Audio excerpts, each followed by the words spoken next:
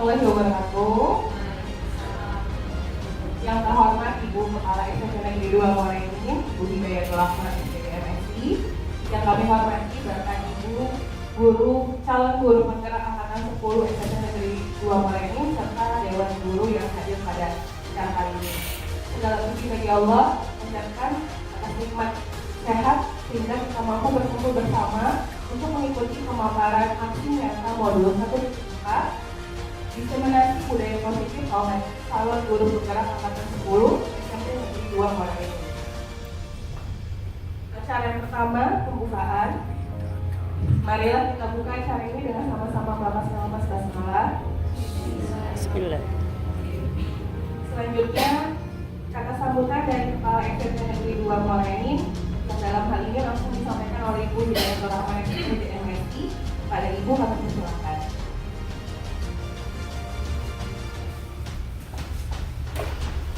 Bismillahirrahmanirrahim. Assalamualaikum warahmatullahi wabarakatuh.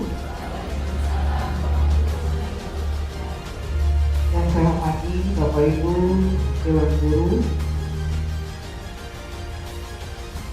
pertama dan paling utama dengan dirinya kita mengucapkan puji dan syukur kepada Allah Subhanahu Wa Taala atas limpahan rahmatnya. Hari ini kita bisa berkumpul di sini untuk menghadiri dan juga menyimak dan mengikuti aksi nyata modul 1.4 diseminasi budaya positif SMP Negeri 2 Morenin yang telah dilaksanakan oleh guru penggerak, calon guru penggerak angkatan ke-10 di tahun 2024 ini. Salawat beriring salam selalu kita persembahkan kita Nabi besar Muhammad Sallallahu Alaihi Wasallam. Semoga kita yang ada di sini akan selalu mendapatkan syafaatnya di yaumil akhir kelak. Amin ya rabbal alamin. Saya mengucapkan terima kasih sekali lagi atas support dari kawan-kawan guru untuk menghadiri dan mengikuti diseminasi budaya positif ini. Di mana ini adalah hal yang baik ya, yang dilakukan oleh calon guru penggerak. Kalau nak diomongin tentang soal masalah guru penggerak ini tidak akan habisnya. Saat ini guru penggerak menjadi produk unggulan dari Kementerian Pendidikan dan Kebudayaan, Riset dan Teknologi Republik Indonesia, Kemendikbudristek. Menjadi unggulan walaupun saat ini sudah mencapai angkatan yang ke-10. Alhamdulillah di sekolah kita angkatan 10 dan angkatan 11 ya sudah ada calon yang mengikuti workshop namanya BIMTEK. Pelatihan guru penggerak, calon guru penggerak. Nah, kalau nak disikapi dengan bijaksana, karena saat ini seperti yang saya sampaikan bahwa guru penggerak itu menjadi produk unggulan Kemendikbudristek, ya. Karena dari guru penggerak inilah segala sesuatunya diharapkan muncul. Jadi guru penggerak ini bukan hanya berdampak pada guru yang bersangkutan, tapi juga diharapkan berdampak pada peserta didik dan juga sekolah tempat guru tersebut mengabdi. Diharapkan dengan moto guru penggerak yang bergerak dan menggerakkan. Nah, itu jangan cuma jadi jargon, harusnya tergerak apa ini? Kalau dia tergerak yang cak mano. Tergerak untuk meningkatkan kualitas pembelajaran, proses pembelajaran, ya, dan penerapan kurikulum. Nah, itu tergerak kalian itu. Itu pun merupakan motivasi untuk mengembangkan potensi yang ada dalam diri Bapak Ibu sendiri. Itu yang dimaksud dengan tergerak.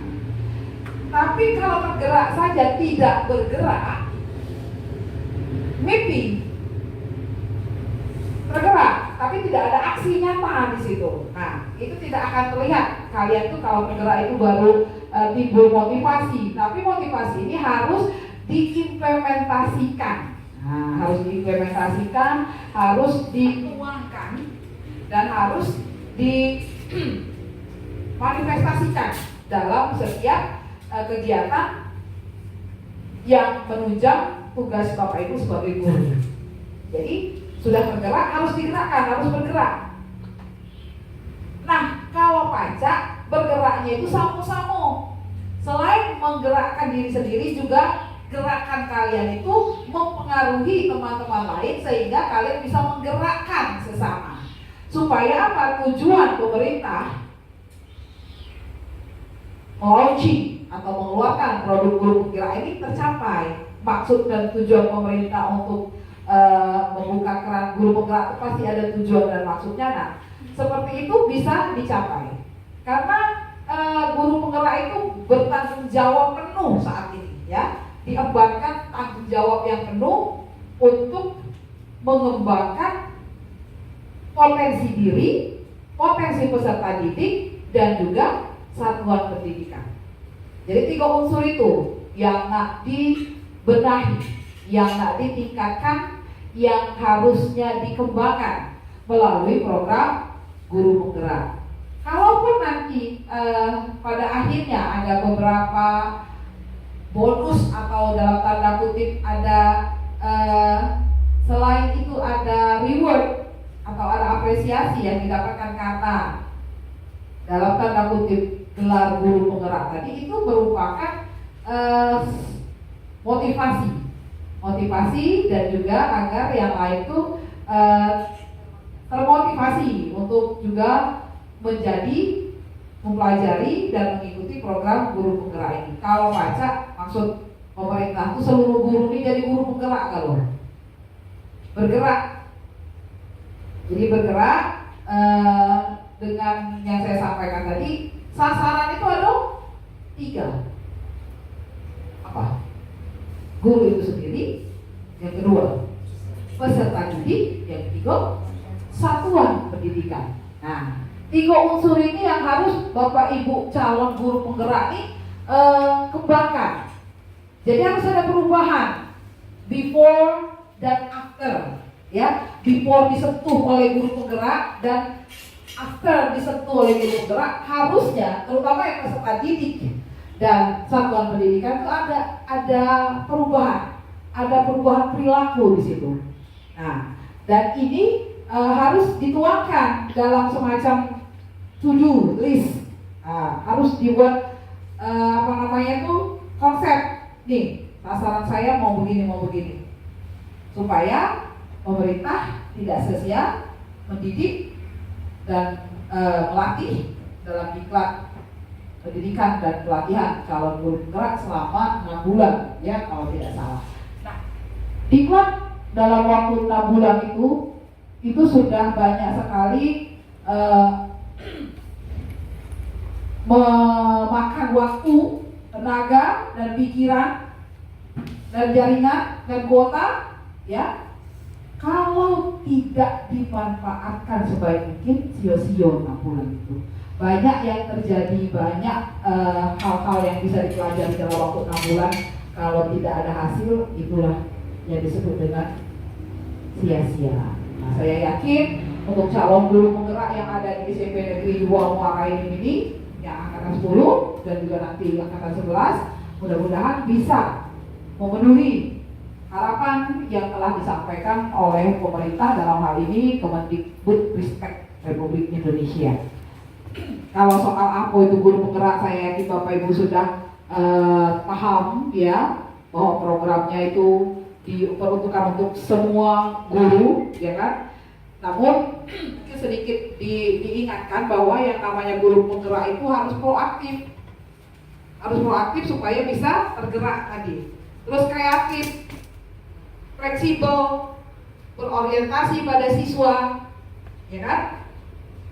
Nah, itu tidak mudah tanpa adanya kerjasama dan support dari rekan-rekan sejawat. Nah, ini adalah bentuk dukungan dan support rekan-rekan sejawat terhadap calon guru penggerak.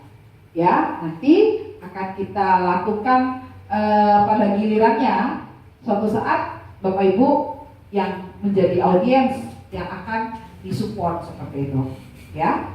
Nah, saya mohon, saya harap Bapak Ibu untuk mengikuti kegiatan ini dengan serius, ya, aktif, dan juga memberikan support kepada calon guru penggerak yang saat ini ingin melakukan aksi nyatanya. Ya, kita dukung sama-sama, kita berikan support supaya yakinlah apa yang dilakukan hari ini juga akan berdampak pada kita sendiri itu. Ya, saya rasa cukup itu yang bisa saya sampaikan. Ya, mudah-mudahan kegiatan hari ini bisa berjalan dengan lancar sesuai apa yang kita harapkan. Sekali lagi saya ucapkan kepada rekan-rekan terima kasih atas kehadirannya dan ikuti kegiatan ini dengan aktif dan baik. Itu saja. Saya ini bila taufiq wal hidayah. Assalamualaikum warahmatullahi wabarakatuh. Terima kasih kami ucapkan kepada Ibu Hidayatul Rahmah. Lanjutkan cara yang terakhir yaitu doa yang akan dipimpin oleh Bapak Iswa SPD kepada Bapak. Bismillahirrahmanirrahim. Alhamdulillahirabbil alamin. Hamdan syakirin, hamdan naimin, hamdan yu'afin ni'matika hadi mazidah. Ya Rabbana lakal hamdu kama yanbaghi li jalali karim wa azim sultan. Allahumma sholli ala sayyidina Muhammad wa ala ali sayyidina Muhammad. Allahumma inna nas'aluka as-salamata fid dunya wal akhirah wal afiyata fil jasad wa qinata fil ilmi wa rahmatan fil rizqi wa tawbatan nasuha wa tawbatan qadal maut wa rahmatan indal maut wa rahmatan ba'dal maut.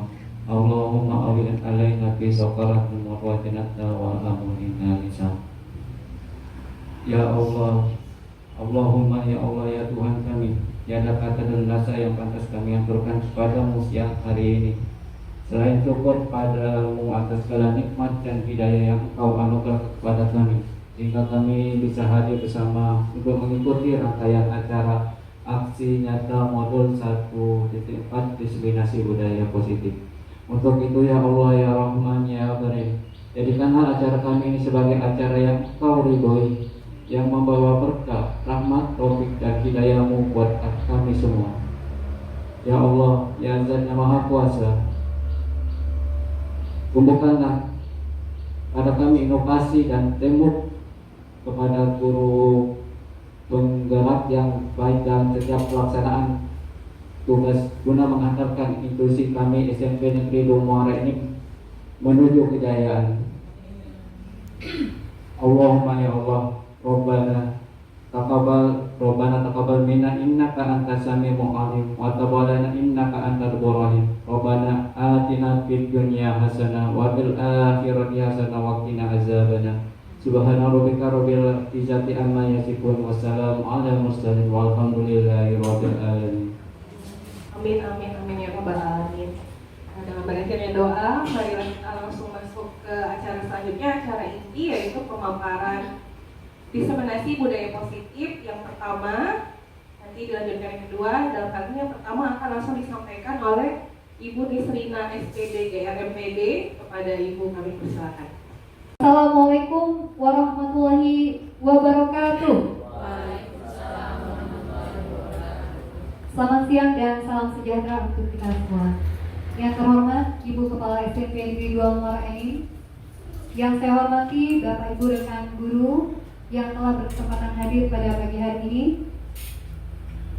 Pertama-tama mari kita panjatkan puji serta syukur kita kepada Allah Subhanahu wa taala yang mana atas berkat limpahan rahmat serta karunia-Nya lah sehingga pada hari ini kita dapat berkumpul di ruangan multimedia ini guna mengikuti diseminasi budaya positif aksi nyata dari modul 1.4 bersama saya Nisrina.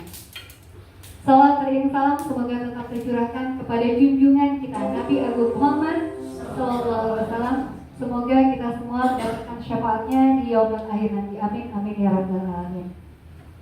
Bapak Ibu yang saya hormati, pertama-tama izinkan saya mengucapkan terima kasih atas support yang Bapak Ibu berikan kepada kami calon guru penggerak angkatan 10 di mana saya tahu betul Bapak Ibu pasti mempunyai kesibukan sendiri-sendiri, tapi hari ini telah menyempatkan hadir untuk mengikuti kegiatan diseminasi budaya positif pada hari ini.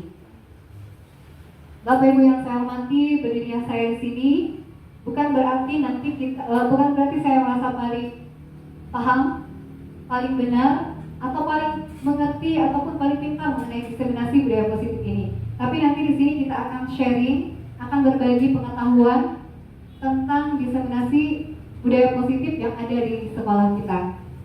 Bapak Ibu guru, sebelumnya izinkan saya memberikan sebuah pantun terlebih dahulu.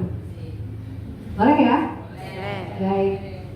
Beras dimasak menjadi nasi, ditambah lalapan untuk dimakan.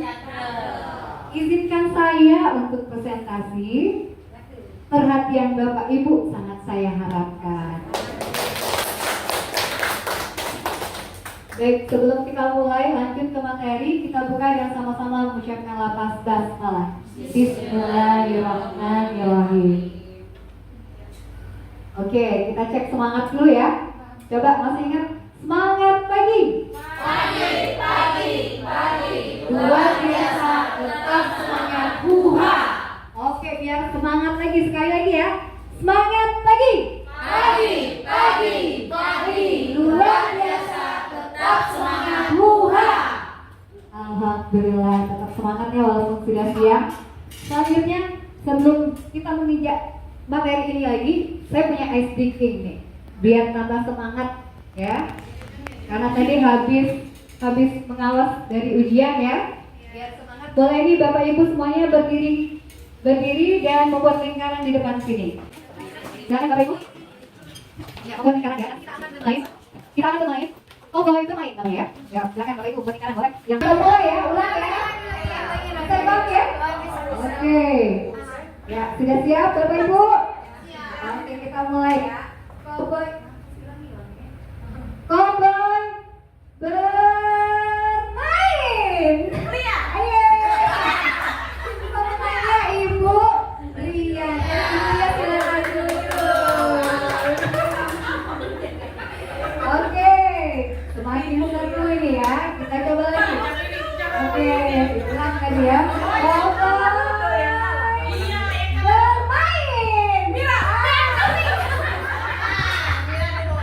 Ibu Mira silakan duduk. Oke, lagi ya. Sudah siap? Cowboy bermain.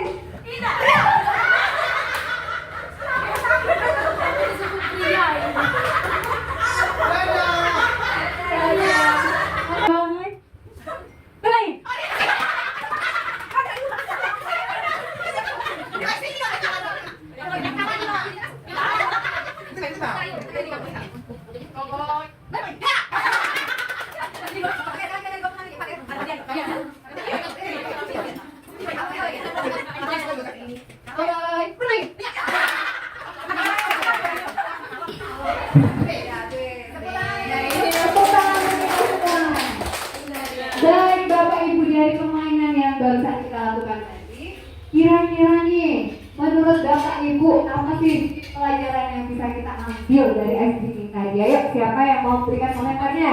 Ya, silakan Ibu Indah. Dari permainan tadi bisa kita dapatkan untuk melatih kita berkonsentrasi dan fokus. Oke, Masya Allah, luar biasa sekali ya. Selanjutnya ada yang lain, kalau kata Bu Indah itu melatih kita untuk konsentrasi dan fokus. Selanjutnya ada lagi, silakan Bu Hera. Permainan tadi melatih kita untuk selain konsentrasi kerjasama pasti ya, dan fokus ya. Iya, benar sekali ya jawaban dari Bapak Ibu tadi ya, bahwasanya kita itu harus fokus, konsentrasi dan juga memerlukan kecepatan ya, gesit, lincah. Iya, selain dari fokus pastinya ya. Baik, sekali lagi tepuk tangan untuk kita semua. Bapak Ibu, selanjutnya kita akan masuk ke materi hari ini, yaitu mengenai diseminasi budaya positif, di mana diseminasi budaya positif ini merupakan salah satu tugas saya di CGP Angkatan 10 ini, dan di mana kami diberikan amanah untuk menyebarkan pemahaman mengenai budaya positif di sekolah. Nah, ketika mendengar, tapi sebelum itu, sebelum lanjut ke budaya positif, nah, di sini saya punya pertanyaan nih Bapak Ibu, ya. Pertanyaannya, yang pertama, apakah Bapak Ibu setuju bila, ya? Apakah Bapak Ibu setuju bila satu, pemberian hukuman dapat mendisiplinkan siswa? Kira-kira Bapak Ibu setuju atau tidak? Setuju. Setuju pemberian hukuman dapat mendisiplinkan siswa. Boleh jawab. Siapa yang setuju boleh angkat tangan. Setuju. Oke, ada yang tidak setuju boleh. Yang tidak setuju siapa? Oke, kita simpan dulu jawabannya ya. Selanjutnya yang kedua, pemberian hadiah dapat meningkatkan prestasi siswa. Setuju atau tidak Bapak Ibu? Siapa yang setuju? Oke, ada beberapa orang ya. Siapa yang tidak setuju? Yang tidak setuju boleh angkat tangan. Ya, ternyata ada juga ya. Selanjutnya pertanyaan yang ketiga, guru harus mampu memberikan solusi untuk setiap siswa yang bermasalah. Setuju? Oke, rata-rata setuju ya. Dan yang keempat, guru berperan sebagai teman bagi siswa. Setuju atau tidak? Siapa yang setuju? Ya, yang tidak setuju? Ada yang tidak setuju? Oke, kita simpan dulu jawabannya Bapak Ibu. Nanti akan kita temukan pada paparan berikutnya. Jadi nanti kita akan temukan jawaban dari pertanyaan-pertanyaan ini. Ya, lanjut Bapak Ibu ya. Nah, budaya positif. Dalam benak Bapak Ibu ketika mendengar kata budaya positif, apa nih yang terbayang di benak Bapak Ibu tentang budaya positif? Apa itu budaya? Boleh satu orang? Coba Ibu kira.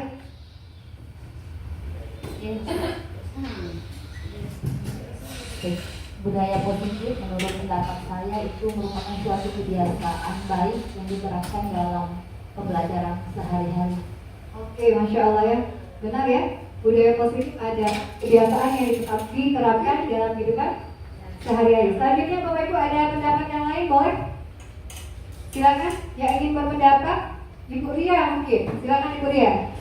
Terima kasih. Menurut saya budaya itu adalah satu kebiasaan yang baik. Kebiasaan yang baik. Yang baik-baik ya, budaya positif kebiasaan yang baik-baik. Oke, terima kasih Ibu Ria. Selanjutnya, boleh? Satu orang lagi. Ibu Ririn, coba. Silakan Ibu Ririn.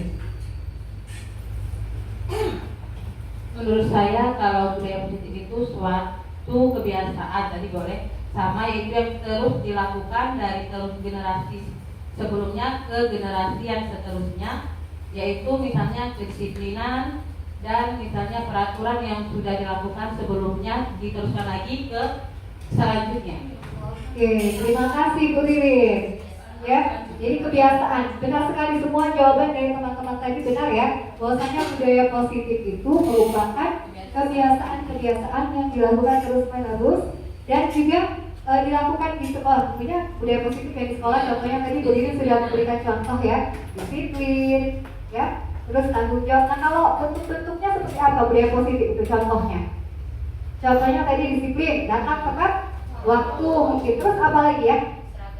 Seragam sekolah, itu juga budaya positif. Jadi seragam, semuanya seragam. Terus apa lagi Bapak Ibu? 5S, senyum sapa, sopan dan santun ya, salam. Terus berdoa sebelum belajar, ya itu semuanya adalah budaya positif. Baik, selanjutnya kita lihat apa itu budaya positif. Positif mindset atau budaya positif. Budaya positif itu adalah perwujudan dari nilai-nilai atau keyakinan universal yang sudah diterapkan di sekolah. Jadi budaya positif itu adalah sebuah nilai ya yang kemudian menjadi keyakinan. Nah, pada akhirnya akan menjadi sebuah ciri khas karakter, ya, karakter yang dimiliki oleh sebuah lembaga. Terutama kalau lembaga kita yaitu lembaga sekolah, ya Bapak Ibu ya. Dan budaya positif ini kira-kira bisa nggak dijalankan sendiri? Tidak bisa, karenanya siapa yang lebih berperan di situ? Ada peran siapa saja di situ? Semua ya, semua warga Sekolah, terutama guru. Ya, terutama guru Bapak Ibu ya. Di mana guru memberikan peran yang cukup besar ya untuk membuat bagaimana proses pembelajaran di sekolah itu menjadi suatu proses yang menyenangkan dan kemudian menjadi suatu kondisi yang nyaman, di mana ketika siswa belajar, siswa merasa nyaman, merasa senang untuk belajar seperti itu ya.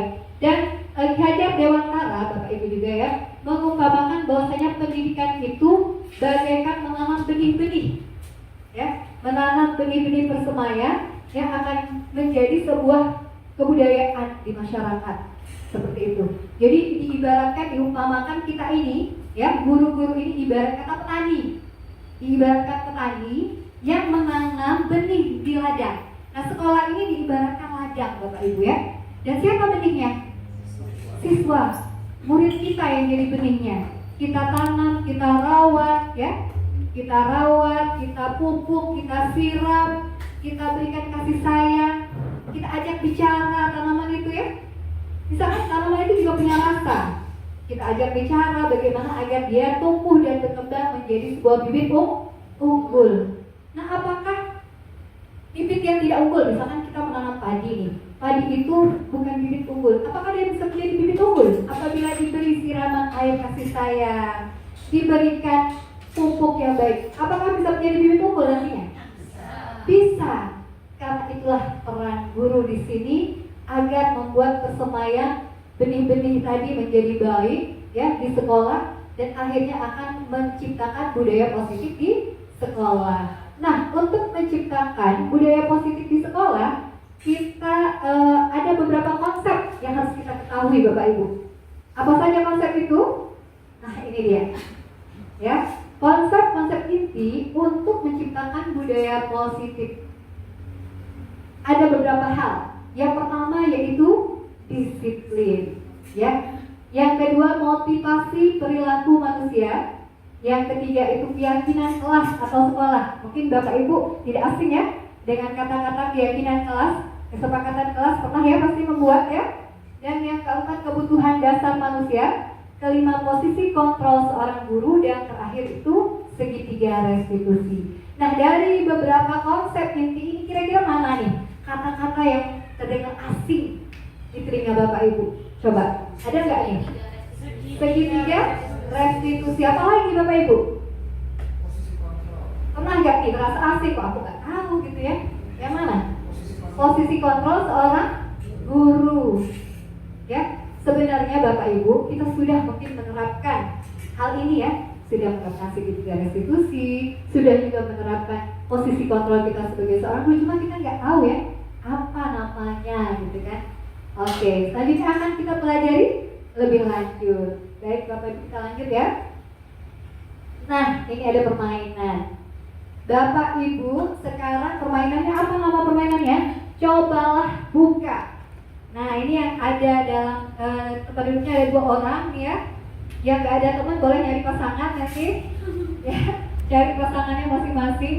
Nah, permainannya bagaimana? Kepalkan ya salah satu dari tangan Bapak Ibu, satu ya kan, berdua nih. Salah satu menjadi A, ada yang menjadi B. Yang A itu mengepalkan tangannya. Dalam kepalan tangan ini Bapak Ibu menggenggam sesuatu yang sangat berharga bagi Bapak Ibu. Sangat penting, coba pikirkan, bayangin deh. Bayangin apa nih yang paling berharga, paling penting di kehidupan Bapak Ibu. Kemudian Bapak Ibu genggam dengan sekuat tenaga Bapak Ibu. Ini yang untuk yang A ya, rekan yang A.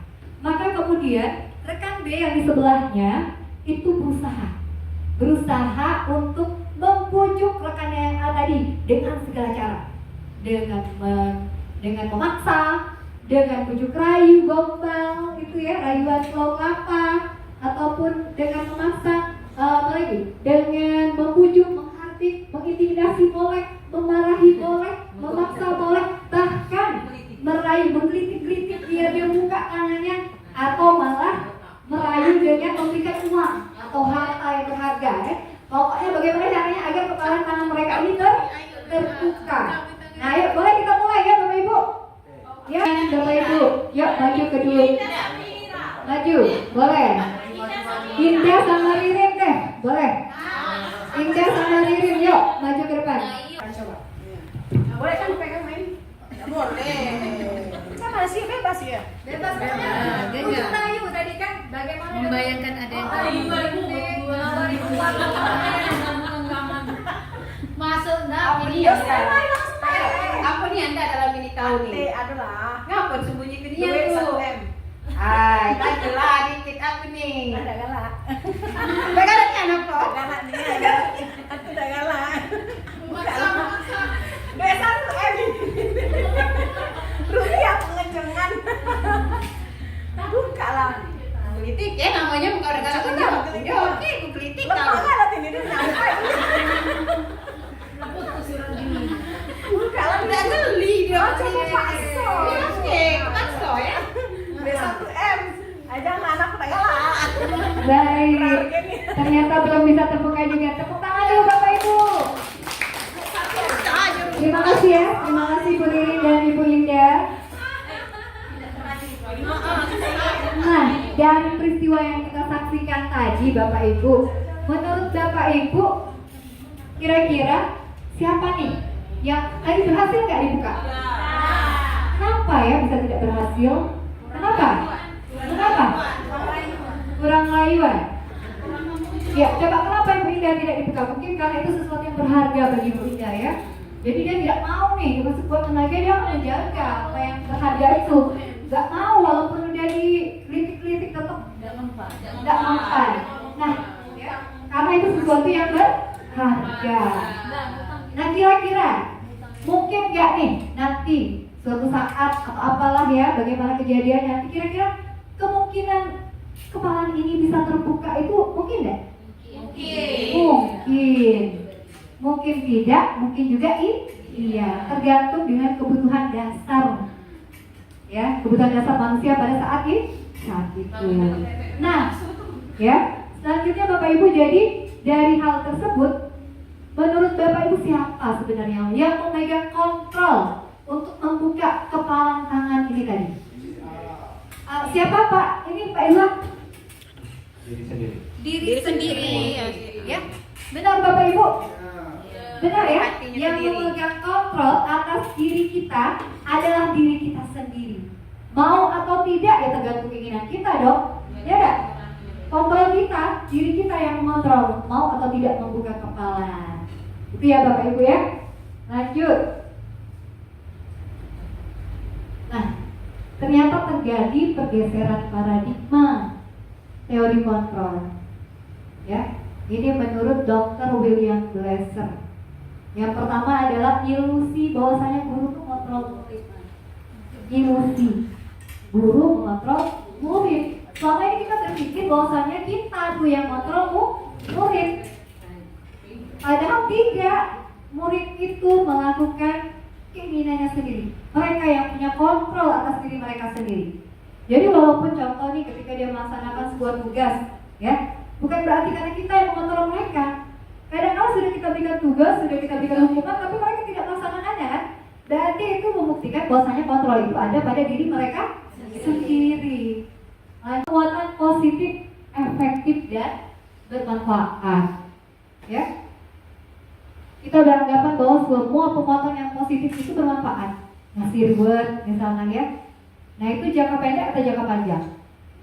Jangka pendek pas dapat reward mau dia melakukannya. Tapi ketika kita tidak memberikan reward lagi mau nggak? Kadang-kadang tidak. Seperti itu ya. Jadi tidak efektif dan tidak bermanfaat. Selanjutnya ilusi bahwa kritik dan membuat orang merasa bersalah dapat menguatkan karakter. Ternyata itu hanya ilusi. Siapa sih ketika kita disakitin yang ada malah tumbuh rasa dendam, rasa permusuhan, ya, ibu ini, gitu kan? Memang dikerjakan, tapi pada akhirnya ya timbul rasa benci, dongkol, gitu ya dalam hati murid. Mereka melaksanakannya bukan dari kesadaran mereka sendiri. Nah selanjutnya ilusi bahwa orang dewasa memiliki hak untuk memaksa. Ya kita ini orang dewasa. Ya kamu tuh masih kecil, nah gitu kan. Kalian itu orang kecil, masih kecil, ngerti apa gitu kan? Ibu ini sudah menang asam garam. Nah, asam garam dimakan sama ibu ya. Padahal tidak seperti itu. Ya, lanjut Bapak Ibu. Nah, bagaimana seseorang bisa berubah dari paradigma stimulus respon kepada pendekatan teori kontrol. Jadi yang benar itu teori kontrol. Nah, contohnya pada stimulus respon, realitas kebutuhan kita tuh sama. Itu di stimulus respon. Tapi pada kenyataannya, pada teori kontrol, realitas atau kebutuhan kita itu berbeda-beda, tidak sama dong. Kebutuhan saya dengan kebutuhan Pak Izwar tentu saja berbeda, tidak sama. Ya. Lanjut, semua orang melihat hal yang sama. Sama nggak Bapak Ibu kita melihat hal yang sama? Tentu tidak dong. Di teori kontrol, setiap orang memiliki gambaran yang berbeda, punya impian masing-masing, ya nggak? Punya pikiran masing-masing, jadi tidak sama. Stimulus respon kita mencoba mengubah orang agar berpandangan sama dengan kita. Nah, di teori kontrol kita berusaha memahami pandangan orang lain tentang dunia. Ya, kita pahami pendapat orang lain. Mungkin saja dari kacamata dia dan kacamata kita berbeda. Selanjutnya, perilaku buruk dilihat sebagai suatu kesalahan. Di teori kontrol, semua perilaku itu pasti punya alasan, punya tujuan kenapa melakukan hal tersebut. Selanjutnya, orang lain bisa mengontrol saya. Di teori kontrol, hanya Anda yang bisa mengontrol diri Anda sendiri. Gak ada orang yang bisa mengontrol diri kita. Selanjutnya, saya bisa mengontrol orang lain. Di teori kontrol, Anda tidak bisa mengontrol orang lain. Ya. Lanjut, pemaksaan ada pada saat bujukan gagal. Sudah dibujuk, gak ada, baru marah seperti itu ya. Nah, itu di stimulus respon. Tapi di teori kontrol, kolaborasi dan konsensus menciptakan pilihan-pilihan baru. Seperti itu Bapak Ibu ya. Lanjut, model berpikir menang atau kalah. Aku menang, kamu kalah. Aku benar, kamu salah. Nah, itu di stimulus respon. Tapi di teori kontrol, model berpikirnya menang-menang. Gak ada yang benar, gak ada yang salah, semuanya menang-menang. Seperti itu ya Bapak Ibu ya. Baik, kita lanjutkan Bapak Ibu. Selanjutnya adalah disiplin positif ya. Dari konsep inti tadi ya, disiplin positif. Apa itu disiplin positif? Kalau mendengar kata-kata disiplin, kita tuh pikirannya tentang apa ya? Peraturan. Terus apa lagi? Apa lagi? Hukuman. Terus apa lagi? Tata tertib ya. Terus sesuatu yang tidak menyenangkan. Biasanya ada hukuman juga. Itu kalau bayangan kita tentang kata-kata disiplin. Nah, apa itu disiplin positif? Disiplin positif merupakan salah satu cara penerapan disiplin yang bertujuan untuk menumbuh kembangkan kesadaran serta memberdayakan anak untuk melakukan sesuatu tanpa sogokan, tanpa ancaman, tanpa hukuman. Jadi kita itu menimbulkan semacam kesadaran dalam diri seseorang untuk melakukan suatu kebaikan itu karena atas dasar diri dia sendiri, bukan karena paksaan dari guru, bukan karena ancaman dari guru, tapi murni dari diri siswa itu sendiri. Nah, nilai-nilai kebajikan, dari nilai-nilai kebajikan universal ini ya, semuanya pasti kita sudah tahu dong ada di mana nilai-nilai kebajikan universal ini, yaitu ada di profil pelajar Pancasila. Ini tujuannya ya, muaranya akan ke sini, ke profil pelajar Pancasila. Ada berapa dimensi profil pelajar Pancasila? Ada 6. Bapak Ibu guru tahu lagu profil pelajar Pancasila? Ada yang hafal? Hafal ya? Kita berdiri semuanya Bapak Ibu. Kita nyanyi profil pelajar Pancasila dulu. Ya, di situ berdiri ya. Kita mulai ya. Oke, siap? Siap, gerak. Oke. Siap ya? 1, 2, 3. Pelajar Pancasila beriman dan bertakwa pada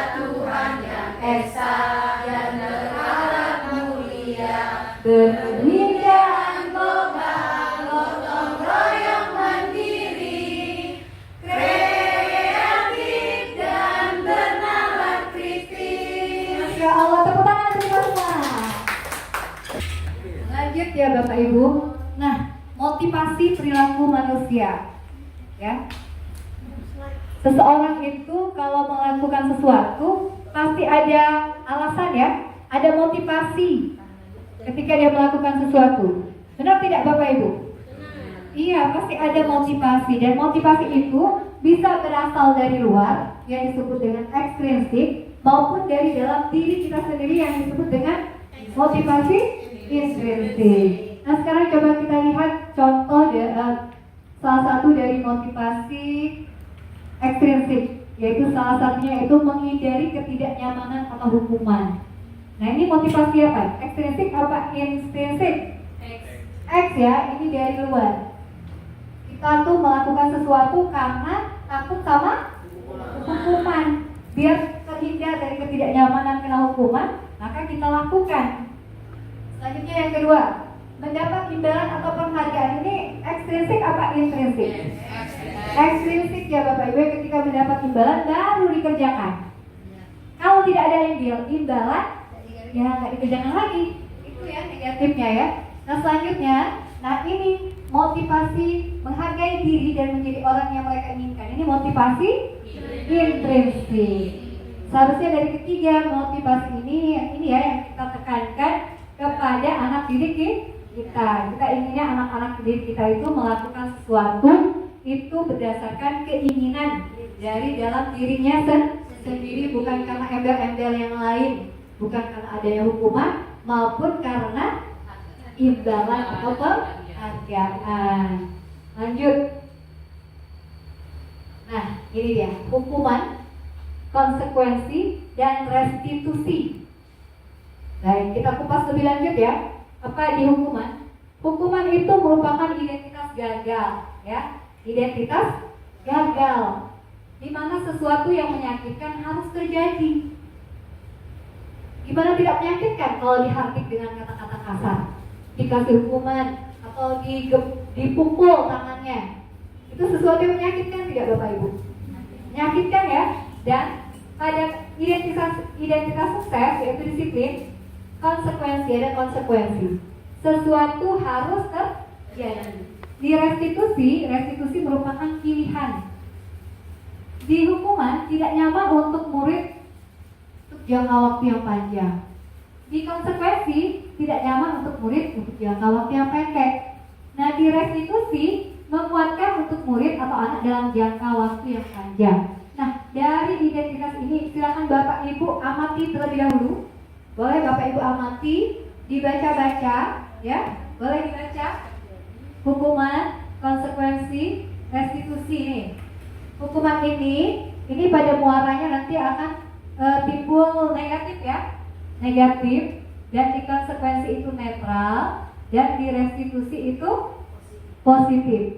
Nah, dari ketiga hal ini, ya, hukuman, konsekuensi, dan restitusi, mana nih menurut Bapak Ibu yang bagus, yang ideal, yang baik di antara ketiga hal ini? Setelah Bapak Ibu baca dan amati, mana Bapak Ibu?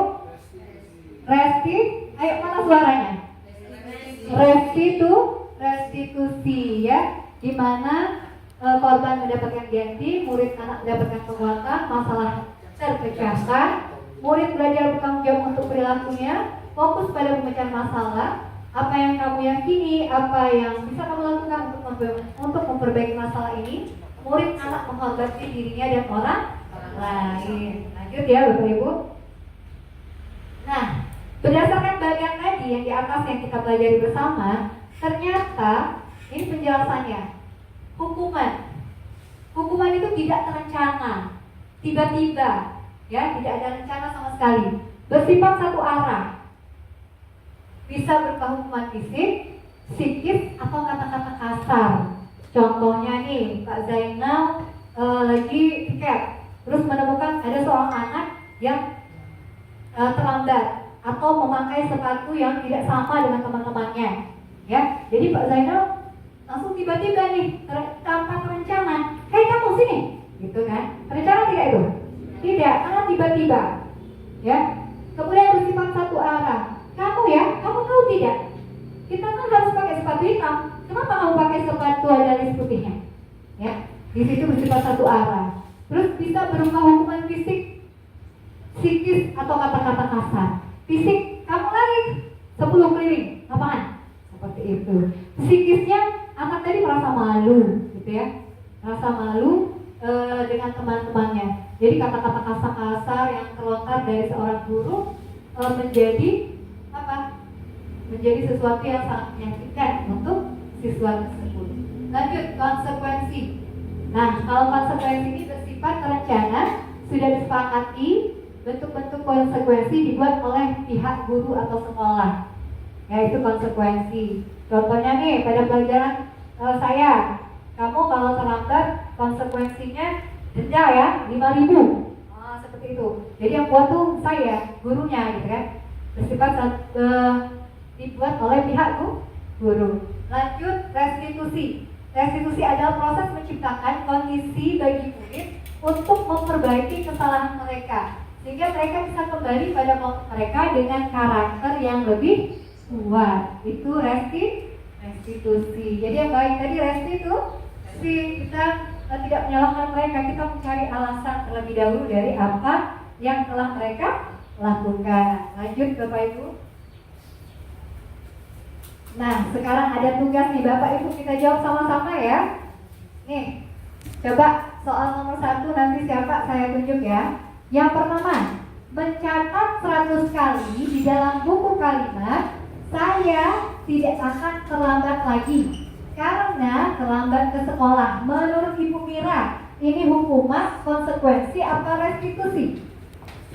100 kali di dalam buku. Ini hukuman. Hukuman. Baik, kita simpan dulu ya. Hukuman. Lanjut soal nomor 2. Lari mengelilingi lapangan basket 2 kali karena terlambat hadir di sekolah. Menurut Kak Izwan, ini tuh hukuman apa konsekuensi apa restitusi? Hukuman. Baik, kita simpan lagi jawabannya ya. Lanjut pertanyaan ketiga.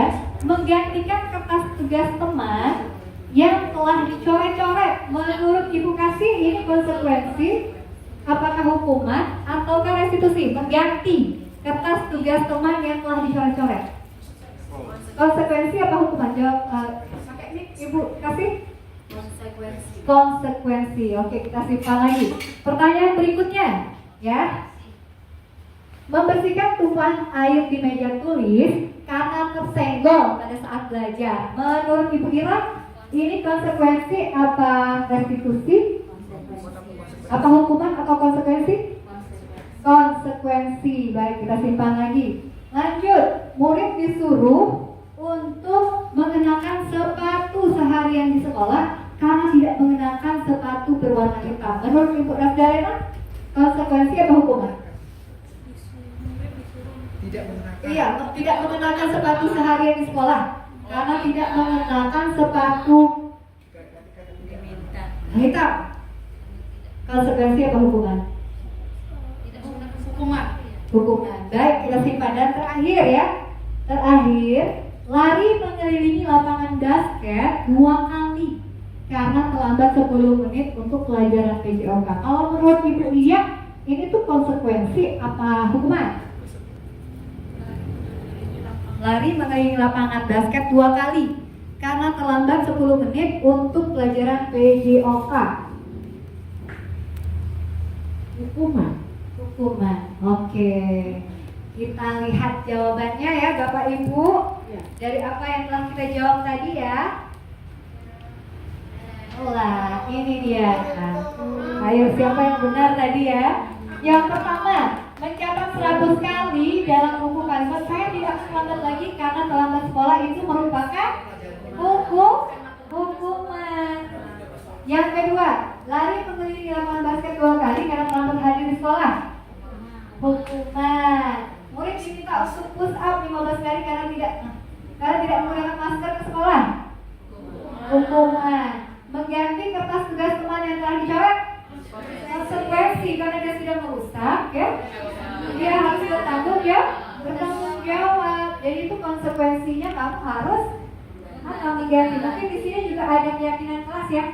Ya enggak? Sudah ada keyakinan kelas yang dibuat di kelasnya. Lanjut, membersihkan tumpahan air di meja tulis karena tersenggol pada saat belajar. Konsekuensi juga ada tanggung tanggung jawab di situ. Murid disuruh untuk mengenakan sepatu sehari di sekolah karena tidak mengenakan sepatu hitam. Ini hukuman. Nah ini lari mengelilingi lapangan basket 2 kali karena terlambat 10 menit untuk pelajaran PJOK ternyata konsekuensi. Nah kalau tadi Ibu Lia jawabnya hukuman. Menurut Ibu kenapa sih ini bisa menjadi konsekuensi? Karena sesuai dengan Ya coba nih, ayo Ibu Naomi dulu coba. Kenapa bisa jadi konsekuensi bukan hukuman? Kalau menurut saya kenapa itu bisa dikatakan konsekuensi? Karena istilahnya itu yang diberikan gitu kan, teguran yang diberikan berupa mengenai lapangan basket 2 kali dalam pelajaran PJOK, di mana seperti yang kita ketahui kalau 10 menit di awal kan pemanasan, anggapnya pemanasan lagi gitu. Jadi kalau misalnya lari lapangan basket karena tidak mengerjakan tugas IPA, hukuman. Tadi karena memang pelajaran PJOK. Baik, terima kasih Bu Naomi. Ada jawaban yang lain? Sama ya, berarti mungkin saja itu juga sudah keyakinan dari mata pelajaran, kesepakatan daripada pelajaran PJOK. Jadi itu konsekuensi ya. Bisa dipahami ya Bapak Ibu? Lanjut. Nah, dihukum oleh penghargaan. Kita tuh selama ini menganggap bahwasanya penghargaan itu sesuatu yang baik gitu ya, sesuatu yang bagus. Tapi ternyata ada sisi negatifnya, ya. Karena kenapa? Penghargaan itu tidak efektif. Kenapa tidak efektifnya? Karena suatu penghargaan adalah suatu benda atau peristiwa yang diinginkan, yang dibuat dengan persyaratan. Kalau kamu lakukan, kamu dapat penghargaan. Ya, kalau nggak kamu lakukan, kamu nggak dapat penghargaannya gitu. Hanya jika Anda melakukan hal ini, maka Anda akan mendapatkan penghargaan yang Anda inginkan. Jadi kalau nggak kamu lakukan, ya nggak dapat. Nah, efektif nggak kira-kira itu? Nggak efektif ya. Dan jika saya mengharapkan suatu penghargaan dan tidak mendapatkannya, maka saya akan kecewa dan berkecil hati. Serta kemungkinan lain kali saya tidak akan berusaha keras seperti sebelumnya. Jadi tidak dapat juga aku, tidak dapat giliran aku. Padahal aku cepet-cepet, tapi ternyata aku tidak dapat tuh bintang dari ibu itu misalnya ya. Jadi tidak efektif. Jika kita memberikan seseorang suatu penghargaan untuk melakukan sesuatu, maka kita harus terus-menerus memberikan penghargaan. Jika kita ingin orang tersebut meneruskan perilaku yang kita inginkan, tidak ada penghargaan, tidak ada kebaikan. Nah, jadi nantinya seperti itu, ya, terhadap anak-anak didik kita. Bagus nggak kira-kira seperti itu? Tidak ya Bapak Ibu. Lanjut. Orang yang berusaha berhenti merokok atau orang yang berusaha diet menguruskan badan, bila diberi penghargaan hampir pasti tidak berhasil. Kenapa? Kenapa ini diberikan penghargaan? Sudah itu dia kembali lagi ke habitatnya. Selanjutnya, penghargaan merusak hubungan. Ya, pada dihukum oleh penghargaan itu bisa merusak hubungan. Ya, ketika seseorang diberi penghargaan atau dipuji di depan banyak orang, maka yang lain akan merasa iri. Dan sebagian dari mereka tidak akan menyukai orang yang diberikan penghargaan tersebut. Jadi tidak memberikan budaya yang positif juga ya di lingkungan kelasnya, pasti iri-irian. Jadi bisa menjadi merusak hubungan. Jika seorang guru sering memberikan penghargaan kepada murid-muridnya, besar kemungkinan murid-muridnya termotivasi hanya untuk menyenangkan gurunya. Ya. Mereka tidak akan bersikap jujur kepada guru tersebut. Selanjutnya, penghargaan menciptakan persaingan di dalam kelas, dan persaingan itu pasti menciptakan kecemasan. Lalu mereka yang percaya bahwa mereka tidak memiliki kesempatan untuk mendapatkan penghargaan akan berhenti mencoba. Alah, aku udah pernah juga dapat penghargaan dari ibu ini, sudahlah. Nah gitu ya, gak usah lah. Itu. Lanjut. Nah, mengapa keyakinan kelas, bukan peraturan kelas? Bapak Ibu guru pasti tidak asing ya dengan kata-kata keyakinan kelas. Bapak Ibu asing tidak dengan kata-kata keyakinan kelas atau peraturan kelas? Menurut Bapak Ibu, kalau keyakinan kelas itu apa dan peraturan kelas itu apa? Apa bedanya? Apa beda peraturan kelas dan beda dari keyakinan kelas? Coba Ibu Ria, silakan Ibu Ria. Kalau keyakinan kelas itu disusun berasal dari semua siswa dan guru. Tapi kalau peraturan kelas Ada fokus yang dibuat oleh guru itu sendiri, tidak melibatkan siswa. Oke, terima kasih Bu Ria. Ya, ada jawaban lain? Sama ya? Sama Ibu Ria. Bahwasanya tadi kata Ibu Ria, kalau keyakinan kelas itu melibatkan seluruh anggota kelas, ada kesepakatan bersama antara guru dan murid. Kalau peraturan itu biasanya dari gurunya saja, bersifat satu arah. Nah, ini kita lihat perumpamaannya ya.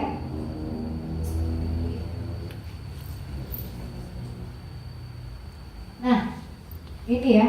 Mengapa kita memiliki peraturan tentang penggunaan helm pada saat mengendarai kendaraan roda 2 motor? Mengapa? Menurut Bapak Ibu? Motivasi kita pakai helm itu untuk apa kira-kira awalnya? Hah? Untuk keselamatan. Jadi keyakinan bahwasanya kalau kita tuh pakai helm maka kita akan selamat. Tapi sebelumnya, apakah karena kita takut? Apakah karena kita takut kena tilang? Adanya peraturan-peraturan? Iya, tapi awalnya pasti peraturan ya. Peraturan karena takut dengan peraturan, kena tilang, dan akhirnya pakai helm. Tapi ternyata di situ ada keyakinan bahwasanya kalau kita pakai helm maka kita akan selamat. Lanjut yang kedua, mengapa ada peraturan dilarang merokok di sekolah? Yuk, siapa ini yang bisa jelasin? Ibu Hera? Nah, merusak kesehatan.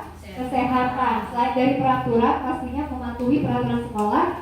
Di sisi lain ada keyakinan di situ ya. Ada keyakinan bahwasanya kalau kita merokok maka akan merusak kesehatan kita.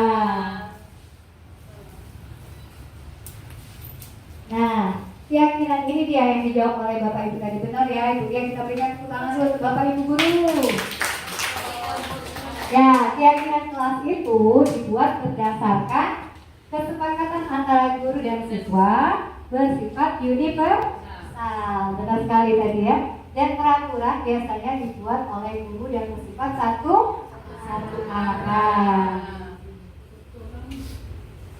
Nah, Bapak Ibu mungkin sudah tadi saya tanyakan sudah membuat keyakinan kelas mungkin ya pada mata pelajarannya.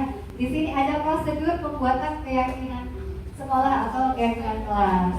Pernah membuatnya Bapak Ibu? Ada yang pernah, ada yang belum nih. Kalau yang belum kita harapkan nanti bisa membuat keyakinan kelas. Buat keyakinan kelasnya yang pertama, apa yang mesti kita lakukan ketika membuat keyakinan kelas?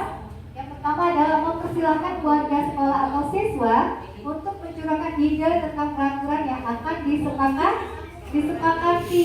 Biasanya kita boleh menggunakan sticky note. Ya, di situ kita berikan sticky note kepada siswa kita. Terus mereka disuruh nulis tuh di sticky note-nya apa kira-kira keyakinan kelas yang ingin mereka buat, yang mereka harapkan yang nantinya akan menjadi kelas impian, ya, akan menjadi kelas impian bagi mereka. Selanjutnya yang kedua, mencatat semua masukan. Nah, dicatat semuanya. Ya, setelah dicatat semua masukan, ganti kalimat negatif menjadi kalimat positif. Contoh kalimat negatif apa? Dilarang apa? Dilarang membuang sampah sembarangan. Kalimat positifnya kita diganti jadi kalimat positif jadi apa? Buanglah sampah pada tempatnya. Sesuai tempatnya. Apa lagi? Contoh kalimat negatif lainnya. Dilarang memakai sepatu dalam kelas. Kalimat positifnya bisa kita rubah? Menjaga mungkin kebersihan kelas dengan membuka sepatu, ya. Seperti itu Bapak Ibu ya. Jadi ganti kalimat negatif menjadi kalimat positif. Terus tinjau kembali curahan pendapat yang terkumpul dan susun menjadi keyakinan kelas atau sekolah. Ya, disusun, dikelompokkan keyakinan kelasnya ini kategorinya apa? Ini kategori disiplin, ini kategori tanggung jawab, ini kategori apa? Sesuai dengan yang telah dibuat oleh murid kita tersebut. Lanjut, tinjau ulang keyakinan kelas yang sudah tersusun 3 atau 7 keyakinan. Yang tinjau ulangi kembali, kemudian meninjau dan menyetujui dengan menandatanganinya. Nah, biar seru nih. Karena kesepakatan kelas, karena keyakinan kelas sama-sama, jadi siswa tuh biar mereka, wah aku sudah tanda tangan ini, bukan hanya diwakili satu orang. Semua murid yang berada di kelas itu tanda tangan, boleh pakai spidol warna-warni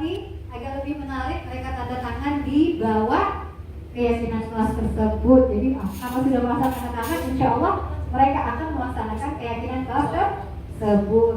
Selanjutnya keyakinan kelas ditempel di dinding kelas. Jangan kalau sudah dibuat malah tidak ditempel. Tempelnya jangan di atas, nggak kelihatan. Tempelnya di tempat-tempat yang kira-kira mudah dilihat. Ya, karena apa yang kita lihat, apa yang kita baca, kita ucapkan, insya Allah itu akan membawa tarik-menarik ke arah kita.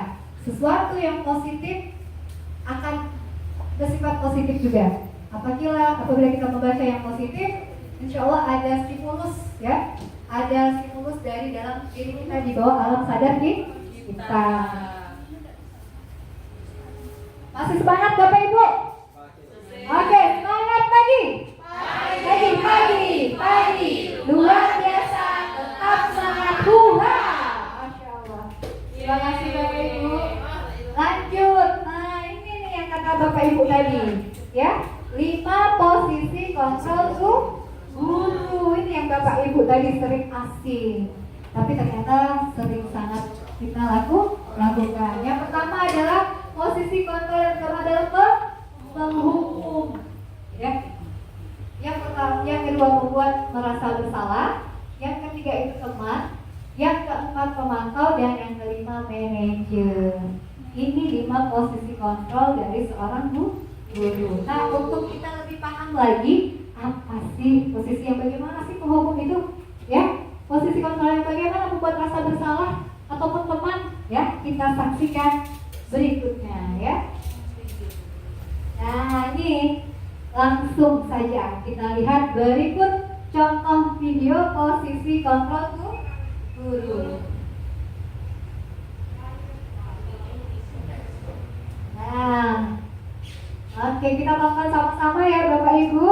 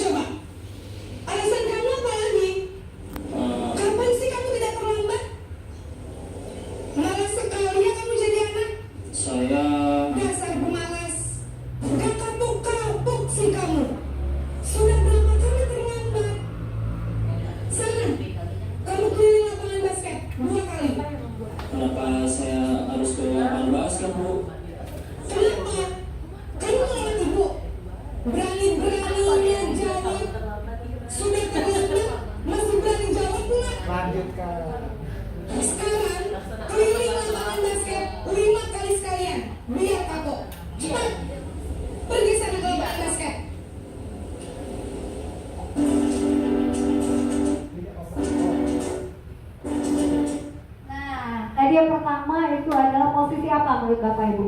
Itu adalah posisi pengumuman. Jadi dia menghati, padahal Naren tadi mau ngomong alasannya ya, tadi saya tapi dia tidak diberikan kesempatan untuk menyampaikan alasannya kenapa dia tidak datang terlambat.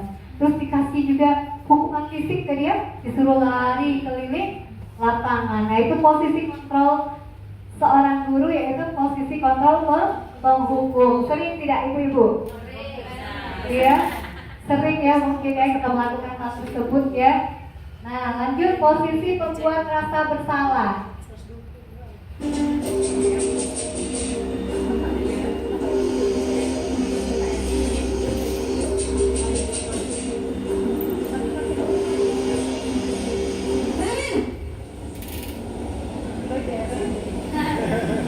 Arek terus ya dari tadi.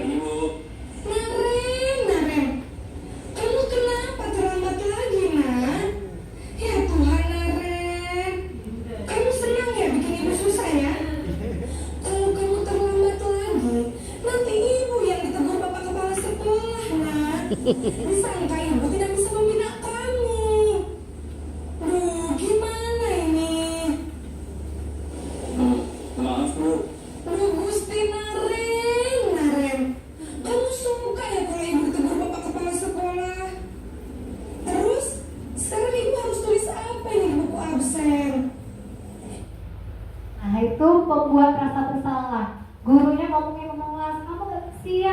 sama ibu. Nanti ibu ditegur sama kepala sekolah, ibu tidak bisa mengajar kamu, seperti itu ya. Pernah nggak Bapak Ibu berada pada posisi membuat rasa bersalah ini? Pernah ya? Oke, ini lanjut ya. Kita kenali. Ini kan sudah sering terulang. Kita kenali lagi ya. Aku harus apa coba? Maaf Bu, maaf sekali. Ya Nah ini yang ketiga, posisi kontrol yang ketiga, yaitu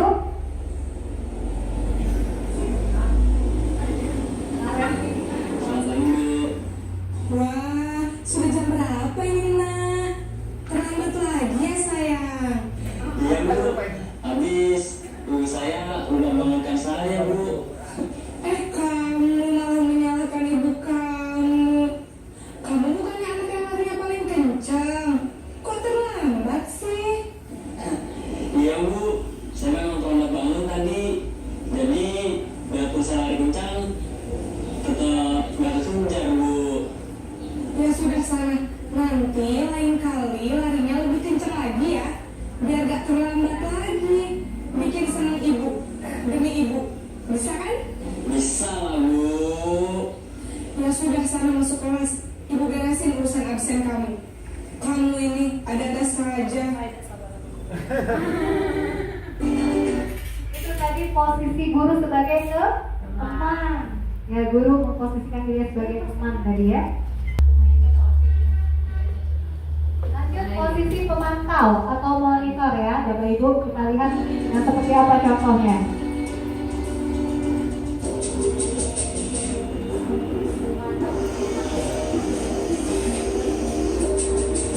Aren lagi contohnya.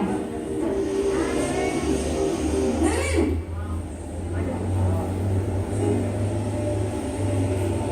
Selamat pagi Bu. Naren, apa peraturan sekolah kita tentang jam berapa kita harus masuk sekolah, Nak? Kita harus di sekolah jam 7 Bu. Iya betul, sekarang sudah jam 7.20. Naren sudah tahu konsekuensinya jika terlambat hadir. Paham Bu, saya harus tinggal kelas pas jam istirahat selama 20 menit. Iya benar, konsekuensinya demikian. Jadi nanti jam 9.30 pas istirahat, kamu harus tinggal di kelas, kerjakan tugas tambahan untuk ketertinggalan kamu, ya? Baik Bu. Nah yang selanjutnya posisi manajer. Kalau tadi pembuat pemantau ya tadi ya. Ini posisi manajer. Naren,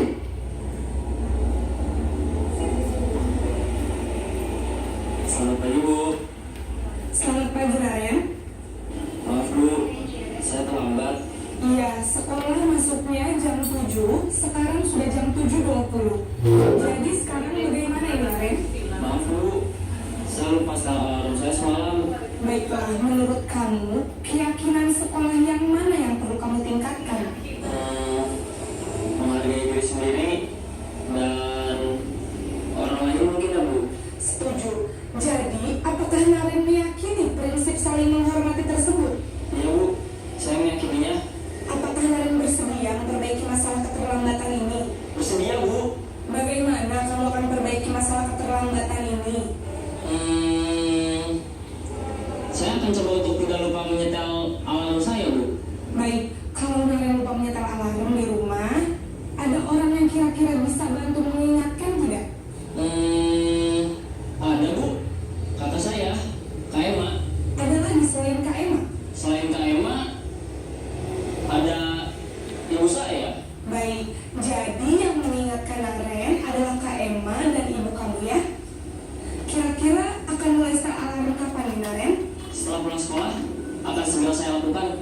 Baik, jadi Naren akan setel alarm untuk bangun besok pagi dan akan diingatkan oleh kakak dan ibunda Naren ya. Ada lagi yang mungkin perlu dilakukan Naren agar tidak terlambat bangun lagi? Tidak ada Bu. Baik Naren, terima kasih untuk kerjasama kamu. Sekarang kamu perlu kembali ke kelas untuk belajar. Baik Bu, terima kasih. Nah, dari kelima posisi kontrol yang barusan kita amati dari video tadi, Menurut Bapak Ibu posisi kontrol mana nih kira-kira yang paling ideal? Manajer ya, tadi dia suaranya tegas tapi tidak juga kuat, terus menanyakan keyakinan, mencari solusi bersama. Jadi siswa yang mencari solusi dari masalah yang dia miliki. Jadi manajer mengarahkan ya, yang nanti akan kita pelajari pada segitiga restitusi. Lanjut ya Bapak Ibu.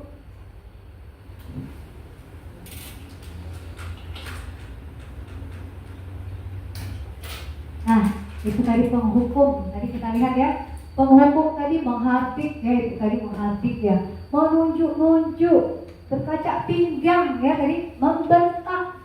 Hukumannya fisik, jadi lari kamu keliling lapangan.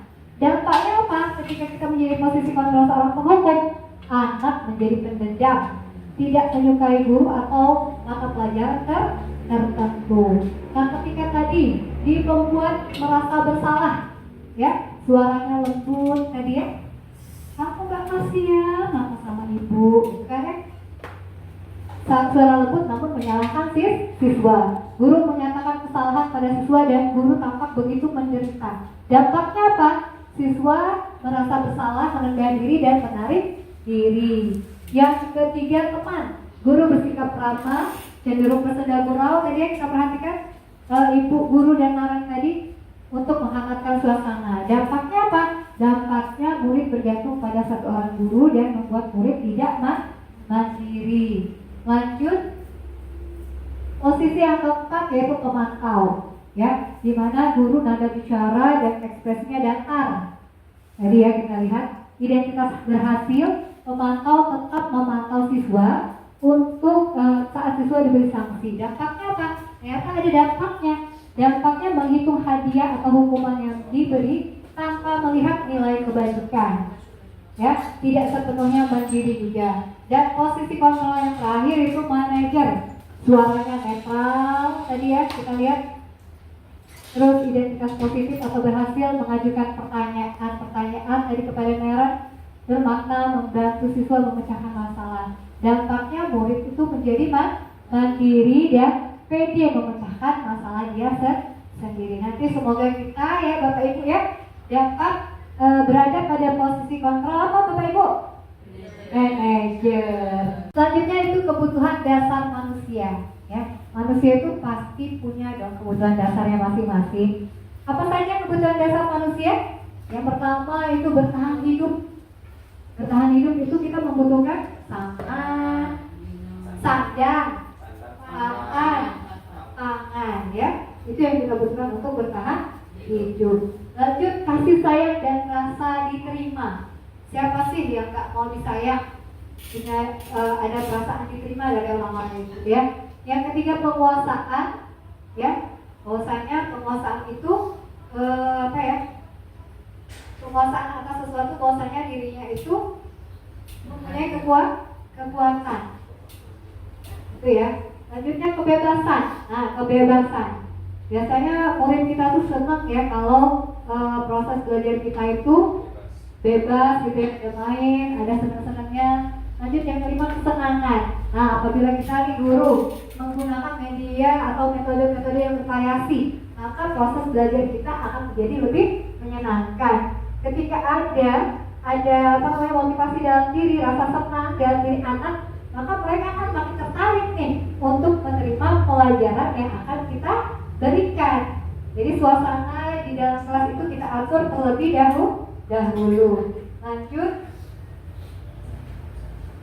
Nah, kira-kira menurut Bapak Ibu dari kalimat ini, dari 5 kebutuhan dasar manusia tadi, untuk kata yang pertama itu termasuk apa nih? Aku senang main kejar-kejaran jalan ibu guru.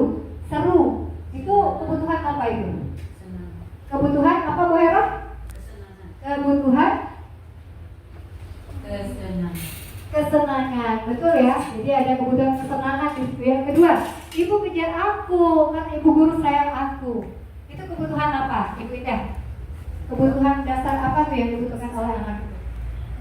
Yang nomor 2, ibu kejar aku, maka ibu guru sayang aku. Jadi kebutuhan apa yang diinginkan oleh siswa tersebut?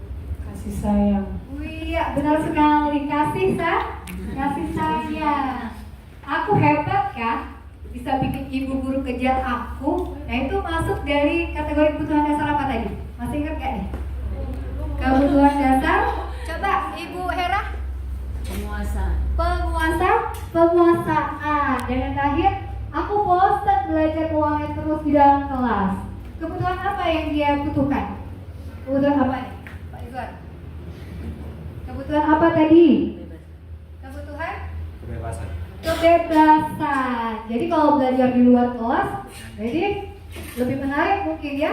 Jadi biar tidak bosan seperti itu ya. Jadi anak-anak punya kebutuhan dasarnya. Nah, dunia yang berkualitas, ya. Dunia yang berkualitas. Menurut Bapak Ibu, siapa orang yang paling penting dalam hidup Anda? Pasti ada dong, ya. Orang-orang yang penting dalam kehidupan kita. Nilai-nilai kebajikan apa yang terpenting dalam hidup Bapak? Pasti ada ya, dan Bapak Ibu ada ya. Yang ketiga, kalau Anda menjadi orang yang ideal, karakter atau sifat apa yang Anda paling inginkan pada diri Anda? Pasti ada itu. Apa pencapaian Anda yang Anda sangat banggakan? Apa nih pencapaian yang sangat Anda banggakan saat ini, Pak Izwan? Saat ini kan Pak Izwan ada dong pencapaian Pak Izwan yang sangat Pak Izwan banggakan. Coba Pak Izwan, boleh berikan sedikit tanggapan. Ayo, dunia berkualitas menurut Pak Izwan itu, yuk. Oke, menurut pendapat saya. Ya. Pencapaian Anda yang sangat banggakan. Ya. Alhamdulillah sekarang saya lulus P3K, bisa salah satu membanggakan kedua orang tua, membantu orang tua, pastinya akan ada adik dan istri dan anak saya. Amin. Ini pencapaian sangat luar biasa ya dari Pak Izwan ya. Semoga nanti akan ada pencapaian berikutnya. Selanjutnya apa nih pekerjaan ideal bagi Anda? Bu Mira sudah merasa ideal belum nih jadi seorang guru? Pekerjaan ideal berikutnya itu jadi seorang guru. Oke, jadi seorang guru yang dirindukan oleh siapa? Oleh siswa kita. Ceritakan bagian perjalanan hidup Anda di mana Anda merasa itulah puncak hidup Anda. Sebenarnya saya itu tidak ingin bersekolah menjadi sarjana pendidikan, gitu kan. Saya masuk ke sekolah pendidikan FKIP itu karena tidak lulus di FK sebenarnya. Jadi selama bertahun-tahun saya menjalani kehidupan kuliah itu agak kurang all out ya, kayak ngapain di sini, terus sudah coba masih ada lulus, ngapain di sini, sampai pada akhirnya setelah saya lulus S2 juga, baru kemudian bekerja. Nah di situ baru menemukan, oh ternyata emang saya tuh takdirnya di sini dan menyukai pekerjaan ini. Ternyata ya, akhirnya jadi cinta. Iya benar. Jadi cinta pekerjaan sebagai seorang guru. Terima kasih Bu Naomi, tepuk tangan dong untuk Bu Naomi. Ya, apa yang paling bermakna dalam hidup Anda? Pasti kita semua punya sesuatu yang bermakna ya dalam hidup kita masing-masing. Nah, ini yang terakhir. Segitiga restitusi. Oke, apa sih segitiga restitusi? Itu ya Bapak Ibu, restitusi adalah ya proses menciptakan kondisi bagi murid untuk memperbaiki kesalahan mereka. Ya, sehingga mereka bisa kembali pada kelompok mereka dengan karakter yang lebih kuat. Itu restitusi. Nah, apa itu segitiga restitusi? Segitiga restitusi adalah sebuah tahapan untuk memudahkan para guru dan orang tua. Jadi bukan hanya di sekolah ya. Segitiga restitusi ini bisa digunakan di rumah. Para guru dan orang tua dalam melakukan proses untuk menyiapkan anaknya untuk melakukan restitusi. Itu segitiga restitusi. Dan namanya juga segitiga, pasti ada tahapan-tahapannya ya. Nah, ini dia. Segitiga tahapan, segitiga restitusi, ada 3 tahapan Bapak Ibu dari segitiga restitusi ya. Yang pertama, menstabilkan identitas anak. Jadi kita tuh harus menstabilkan identitas anak terlebih dahulu. Dengan cara bagaimana? Ya, dengan cara berkata kepada anak dengan mengatakan bahwa setiap orang tuh pasti pernah melakukan kesalahan. Tidak ada manusia yang sempurna. Kamu bukanlah satu-satunya yang pernah melakukan ini. Jadi kita stabilkan dulu identitasnya dari identitas yang gagal menjadi identitas positif. Kemudian yang ketiga yaitu validasi kebutuhan. Yang kedua, validasi kebutuhan. Di mana kamu tentu punya alasan. Kita tanyakan dulu nih, alasan anak-anak kita kenapa dia melakukan perbuatan tertentu. Kemudian adakah cara yang lebih efektif untuk mendapatkan apa yang kamu butuhkan itu? Itu di validitas kebutuhan atau validitas tindakan yang salah. Selanjutnya yang ketiga menanyakan keyakinan.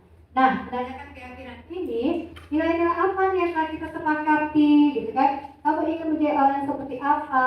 Jadi kalimat-kalimat positif yang kita tanyakan ketika melakukan tahapan segitiga restitusi.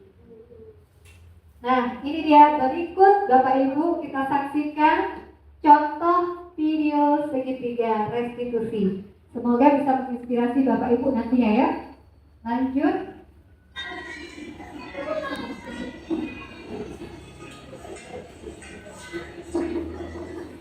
Ibu, waalaikumsalam. Selamat masuk Ibu.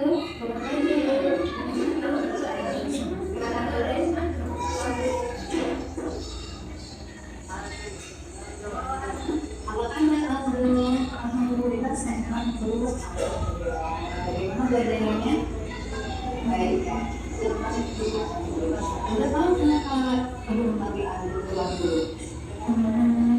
Kenapa ya Bu? Semoga ada kejadian apa ya beberapa minggu ini? Apa tentang sholat Bu? Oke, beberapa waktu yang lalu kita ikut sholat dulu di jamaah sholat. Itu kan nggak ada sholat, kenapa ya? Karena Bu, memang sudah beberapa kali saya ikut sholat berjamaah. Soalnya kewajiban kita sebagai muslim saja. Kalau dulu saya harus melaksanakan sholat yang waktu. Nah, itu kalau dulu itu sini mengalami aku karena tidak bisa aku masuk rumah dan tidak bisa disalahkan. Terus ini aku ngobrol sama aku. Aku sibuk tapi ada alasannya kan? Boleh ibu tahu alasannya apa? Karena setelah saya selesai dulu sholat berjamaahnya sudah mulai, jadi akhirnya saya tidak bisa ikut sholat berjamaah. Oh begitu alasannya. Berarti seharusnya ketika sudah berwudu lalu harusnya bisa ikut sholat berjamaah ya teman-teman. Seharusnya berwudu. Oke, sekarang kita bicara tentang masalah kita.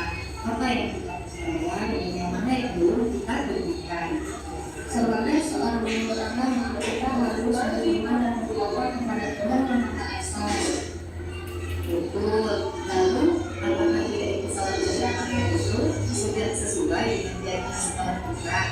Tidak sesuai Bu. Jadi kedepannya bagaimana dok?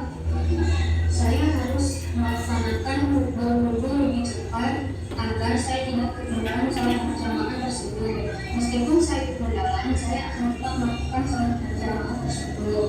Masya Allah, kita tadi sudah membicarakan tentang masalah yang kita hadapi dan juga solusi yang ada bersama sendiri. Alhamdulillah, berarti kita sudah punya solusi atas masalah ini.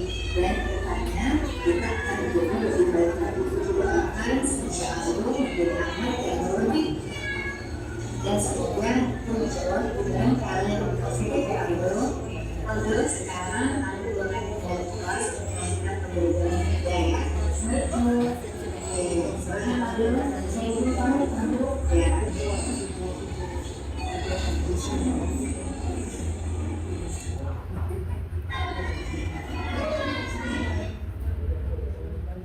Nah, itu tadi contoh dari tahapan segitiga restitusi Bapak Ibu ya.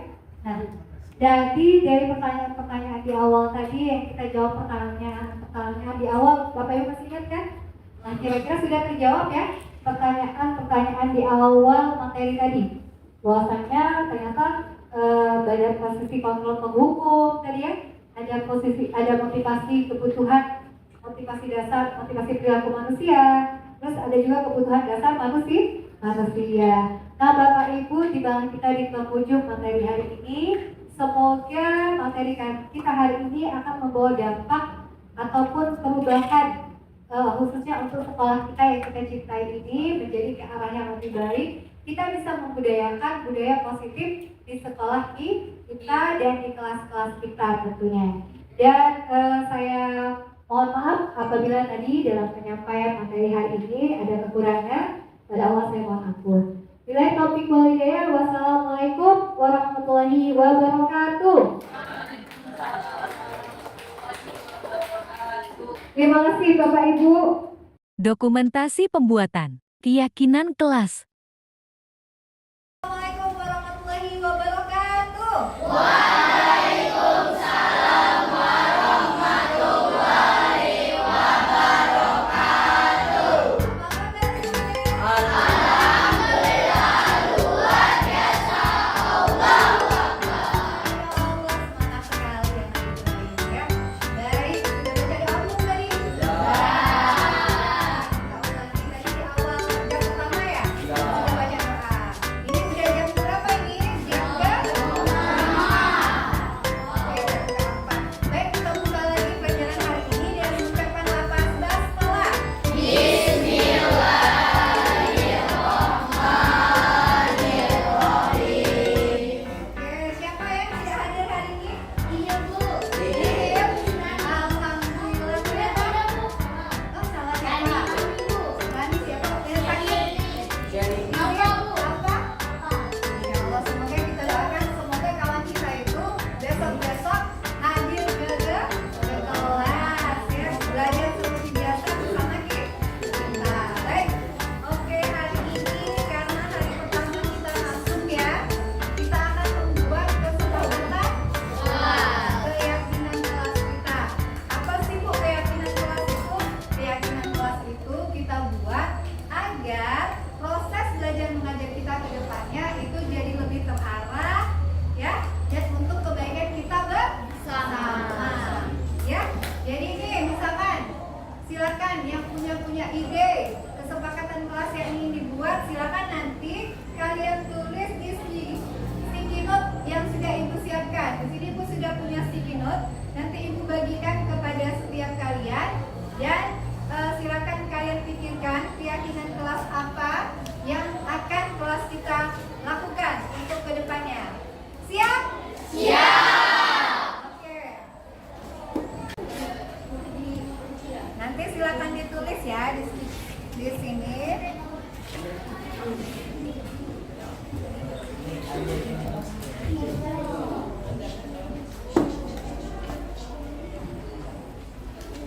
Sticky note ya.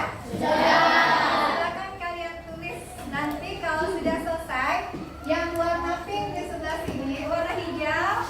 Terus nanti sesuaikan ya warnanya di sini. Jadi 3 kolom, ada 4 kolom kelompok ya. Ya, silakan dikerjakan sekarang Nak. Oke, baik Nak. Silakan ya ditulis boleh apa saja yang kalian inginkan dalam proses pembelajaran kita ya.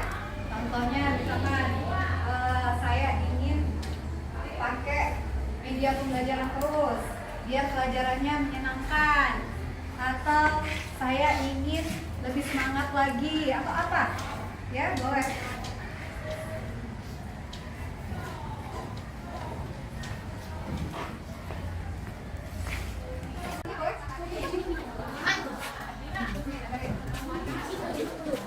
Jangan kasih nama ya. Oke, bagus boleh.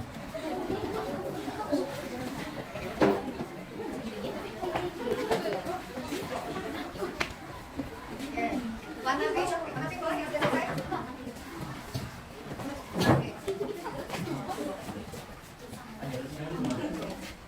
Siap ya?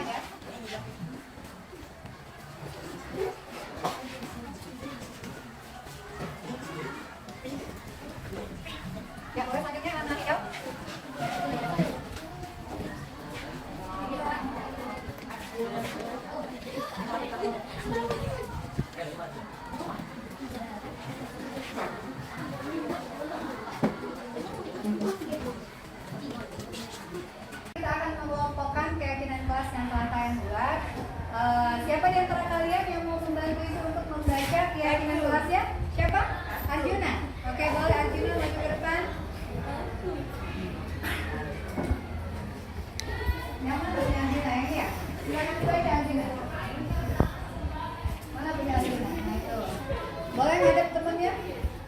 keluar masuk saat pelajaran dimulai.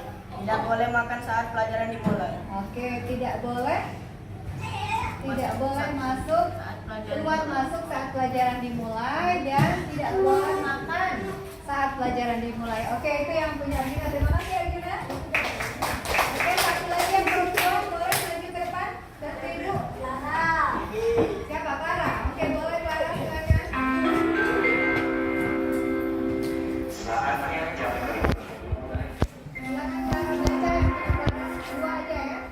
Tidak boleh mencuri, tidak boleh mencuri dan tidak boleh berlari. Oke, terima kasih Clara.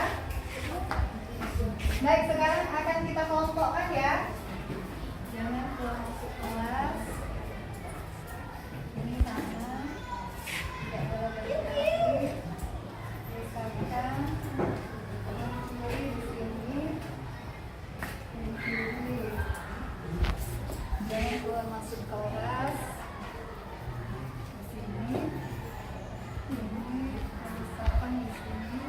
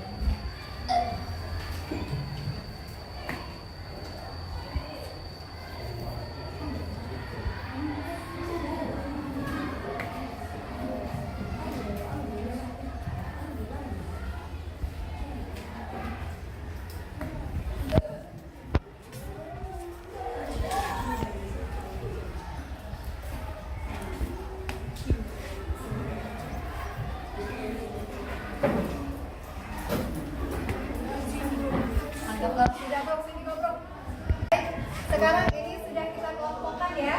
Sudah kita kelompokkan keyakinan kelasnya. Yang pertama adalah tidak bolos sekolah, menjadi pribadi yang lebih baik, menjadi yang lebih baik dalam setiap mata pelajaran, datang ke sekolah dengan lebih baik, terus pakaian yang rapi.